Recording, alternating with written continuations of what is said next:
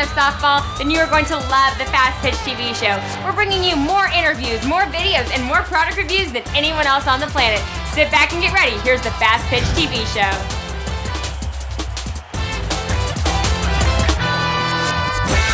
Hello and welcome to another episode of the Fast Pitch TV show. Now, if you found our show on Facebook, YouTube, or another video sharing site, please check out our website, fastpitch.tv. It's the place to find all of our past episodes and the place to keep up with our future episodes too. Now, if you're a regular viewer, you know I went to Softball Con in Louisville, Kentucky earlier this year. It was a great conference, a great softball conference. Actually, you really need to go visit their website at softballcon.net and find out about next year's conference. But I've been bringing a ton of clinics to you and interviews from Softball Con, and today's no different. Today I'm bringing you an interview with Jenny Dalton-Hill. Now, in some case, if you're not familiar with Jenny, let me tell you a little bit about her so you'll know what you're getting ready to see. Jenny had a career full of accomplishments, and I mean career full. As a member of the University of Arizona championship team, during her years in Tucson, she earned 3 NCAA College World Series championships, the 1996 Division I Player of the Year Award, and College World Series MVP in 1996. Now, at the conclusion of her college career, she was the NCAA record holder in career RBIs, career runs scored, career walks, career slugging percentage, and career RBI per game. She also held the NCAA single season record for RBIs, walks, and single-game home runs. Jenny was a 3-time All-American second baseman and a 2-time academic All-American. Now, she also played baseball for Phil Niekro and the Colorado Silver Bullets, if you remember them. Now, the latest chapter of Jenny's career was her decision to make a comeback to competitive baseball after a 13-year layoff, okay? Now, she set her sights on the USA Baseball Women's National Team for 2010. And after a lot of work, she became a part of the bronze medal winning team in Venezuela in 2010. Now, what I've told you is only a small part of Jenny's bio. You may want to read the show notes on our website for more information on Jenny, but I think you're going to enjoy her. And also, after this week, we'll start her clinics that she did at Softball Con. So let's go to that interview right after a word from our sponsor. Do you need a softball bat? Do you want to save $30? SoftballJunk.com is offering an additional $30 discount off the price of all non-sale softball bats on their website. That's right, $30. So the next time you buy a bat, go to softballjunk.com and enter the code FPTV30 during checkout. And wham! You just put a cool $30 in your pocket. Thank you for joining us. I'm really kind of excited about this interview. Ever since I started reading about what I think is kind of unique about your career, but I want to get back into your early career. Yes. I mean, I was looking, not all the way back yet, but I was looking, you played under Contreras at Arizona State, or Arizona. Excuse me. And I was looking, and you still have a lot of records that are still hitting records now, and how long has it been? Do you really want to know how long it's been? My last playing year was 1996. And your records are still intact. How does that feel kind of like to know that you set such a high goal for people to go after? It's pretty neat, but in all reality, you don't think about the records at the time. You simply think about playing and playing your game, because it's not a numbers game. It's about wins and losses as a team, not individual records. Well, let's go back a little bit further than that. And how did you start? How old were you when you started playing? I started playing ball when I was 9 years old, and so pretty early, but in all reality, that's just kind of what everybody did. And I didn't take the traditional route that most girls take now. Now girls play, on their ASA club, ball, travel ball, starting really early. I didn't start playing travel ball until I was 16. That is kind of late. And so I don't know that I was a late bloomer. It just wasn't the route I took. I played Little League softball, and that was played over the summer, and I didn't even know anything about travel ASA. And so tell me about, from there, then you went to high school. Yes. And how was your high school career? Tell us a little bit about that. In high school, I played in Southern California, at Glendale, California, at Glendale High School. And I actually played 5 sports in high school. I didn't want to just play softball, and was recruited to play in college in basketball, volleyball, and softball. So I had a choice to make to decide what I wanted to do, and I thought I would have the most success playing softball. So that's why I chose that. That's a lot of sports for a girl to play, for anyone to play and succeed at. Well, I played 5. I didn't like sitting still, and so 3 was three were the majors, the basketball, volleyball, and softball. But then I played badminton and track as well. You know, basketball, volleyball, and softball, those are the three of the sports that Joan Joyce played so well. You know, that if you take her career, they were, you know, those games. So that's kind of weird. So tell me, now then you went from there to college. Yes. And how was that playing under Candreas? And tell us about your experience there. Coach Candrea is more than a coach. He becomes your dad, and he mentors you to become the person that you need to be successful in life, not just on the field. He really is the reason I am who I am, because he helped me understand that to be successful in life, you need to be well-rounded, and softball is just one of the aspects of life. Okay, now something I wasn't familiar with, and you'll find I jump all around, but I try to keep some consistency. Please, I love it. And is now, many people may not even remember this, but you were with the Silver Bullets, yes, baseball team. Yes, there was a women's baseball team that started before I played. In terms of, I played in 1997, which was actually the last organized year of Silver Bullets baseball. The team folded in 1998 because of funding. So I'm just grateful to Bob Hope, who was the one who really propelled that forward and pushed Coors Light to sponsor a women's baseball team, because it opened doors to me past playing, because I just went back this last summer then after meeting up with an old teammate from the Silver Bullets, who then told me that there was USA Women's Baseball, and was told about that, and played this last summer in Venezuela after the USA Women's Softball team played down there for the World Cup. There was a USA Women's Baseball team tournament down there. Now, see, you're jumping ahead of me now, but that was my next one. Sorry. That's okay, that's okay. And yeah, to be honest with you, and I hate to say this, and I admit I know very little. I just wing it by. I didn't even know that there was a women's baseball. I mean, I didn't even know there was a women's USA baseball team. Yeah, well, it's funny, you don't need to apologize. I didn't know it existed either. It started back in 2004. The women got together. USA Baseball actually sponsored them to go play in a World Cup Games international tournament. So 2004, 2006, 2008, this was the fourth time they'd gotten together for an international tournament.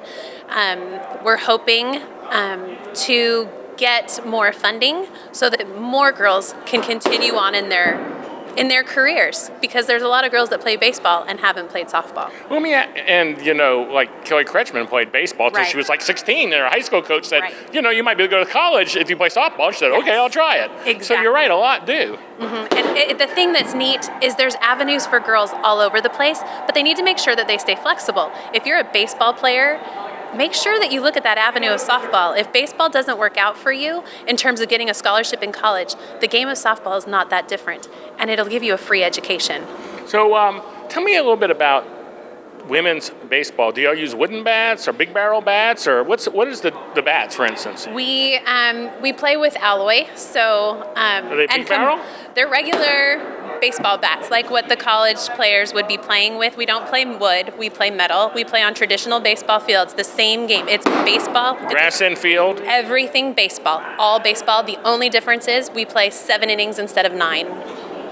So, and it's baseball? It is straight up baseball, the whole thing. I hate to ask so stupidly, but I want to make sure. There's a lot of people that are totally clueless when it comes to understanding the game of women's baseball, but there's no difference. All the rules are the same. The only difference is the game's a little shorter in international play.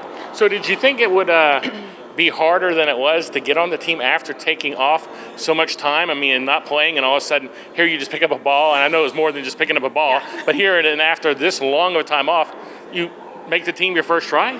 I was scared. This was the first time picking up a ball was a scary thing to me. It had been 13 years since I had played competitively, and I was worried that for the first time in my life, I was going to be told I wasn't good enough.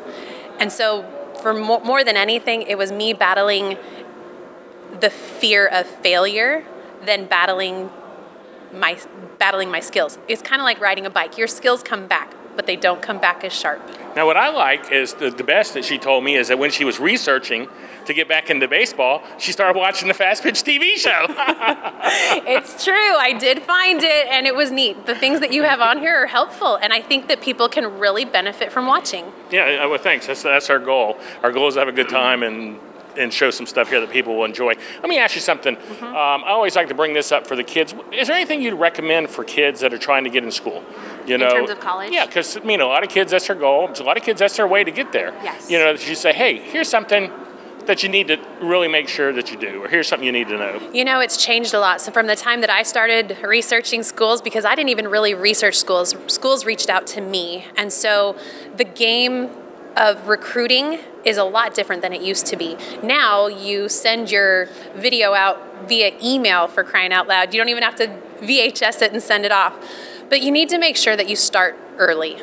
That's the biggest key, because if you wait until you're a junior, most of the places that you're probably trying to look to go are already verbally committed through that class. So make sure you start early and start looking. Go to the clinics, go to the camps that are offered by the colleges, because that's the best way for coaches to see you and for you to understand the coaching style of the coach at that school. Okay, and now I'm going to jump around somewhere else. What was your most incredible moment in softball that you'd have to go, I did so many things in softball and baseball, but this stands out. This was I was in heaven for 5 minutes? There's probably a couple. While playing at U of A, we won 3 national championships. Right. Each of those actually has its own unique flair that you can't recapture. And I think that's part of why we stay competitive, because we reach a level that we get it's a high. It's almost like a drug addict high, where you have so much success, and that euphoria that you get when you're able to put your finger in the air and say that you're number one. There's no other thing that compares to that in the world. I watch the World Series every year, and it brings tears to my eyes to be able to watch those girls put their finger in the air. It's going to make me emotional now, because nothing compares to that moment. And so each has its own flair, and each of it has its own memory that can never be taken away.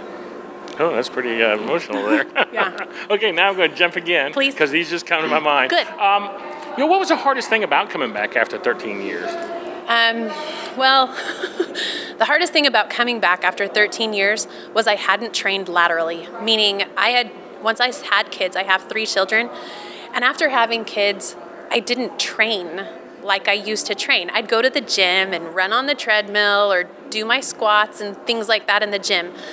But playing is totally different than training. And so after taking 13 years off, my body wasn't used to being able to move laterally. So I had run mini marathons here in Louisville, but that's all unilateral training, all running straight ahead, no change of direction. So as soon as I started training for baseball and getting down and moving side to side, crossover steps, going in the hole, backhand drills, my hips really started acting up.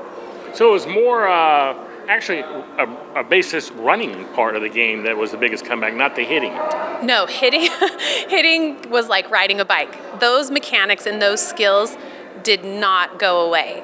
They were rusty, and I became the Little League baseball park crazy mom that would ask any dad to throw to her to get ready. And all the little 10-year and 12-year-olds would sit out there and watch, and my son would get ribbed, "Is that your mom?" But in all reality, the hardest thing was getting back my lateral movement. Cool. Well, I appreciate you taking the time to talk to us. I found that really interesting. You've had quite a career and quite a life in ball, and good luck to you. I guess you're going to be on the team next year? Well, they've asked all of us to put in our request of stay or go, and I've actually hung up my cleats and told them that I'm going to retire, so they've asked me actually to come back and coach for them. Well, that's cool. So that's real cool. Yes. Yeah, so who were the coaches this year? I mean, the first year, were they just some guys that were baseball coaches? I mean, were they women on the coaching staff? There was one woman on the coaching staff. She's actually the softball coach at Central Arizona, and she will still be with the squad. I don't know exactly the way that they choose their coaching selection, but I'm not going to argue. If they're going to ask me, we're going to go with it. But it's this last summer, we had a male manager, 2 male coaches, and 1 female coach. If people want to find out more about Team USA Baseball, is there a website that you know of? There is. If you go to usabaseball.com and you click on the link for the women's. Okay. The women's team is where you're going to look for the women's schedule. And this summer, they're having an international tournament in Cary, North Carolina, the first week of August. So be there, and you'll get to see her coaching. Is that your coaching debut? That's my USA Baseball coaching debut. You don't want to miss that. Blue Squad, go. Hi, I'm Christy Ambrosi. Being a member of the 2000 Olympic gold medal team gives me some unique outlooks on fast pitch softball. I believe the heart and passion of the game creates success and greatness and equips players to face the challenges of the game as well as the challenges of life. That's why I put together a team of top coaches and trainers to host a new USSSA supported event. This is designed to give everyone a unique experience. There will be traditional motivational seminars and multiple small group breakout sessions, allowing you to select the topics that are most important to you. National Coaches Clinics focus not only on the technical aspects of the game, but the often neglected but equally important heart and passion of the game. Early registrants will be given reserved seating and special VIP passes to both the Friday night and Saturday night events. Please see our website at nationalcoachesclinics.com or call 913-627-9000 for more information. We have a special offer for all Fast Pitch TV viewers. Purchase one registration and receive a second one half price by using the special code FastPitchTV. Welcome back, and I hope you enjoyed today's show. It was great to meet Jenny and talk with her. And like I said, next week we'll start her clinic she gave at Softball Con. Now, if you have an iPhone or an Android phone, you need to go to your phone's app store and buy the Fast Pitch TV app, okay? Just search softball and you'll find it, I promise you. Don't forget to check out our website at fastpitch.tv. Become a fan of the show on Facebook at facebook.com/fastpitchtv and follow us on Twitter at twitter.com/fastpitchtv. That's all for today's show. Goodbye and thanks for watching.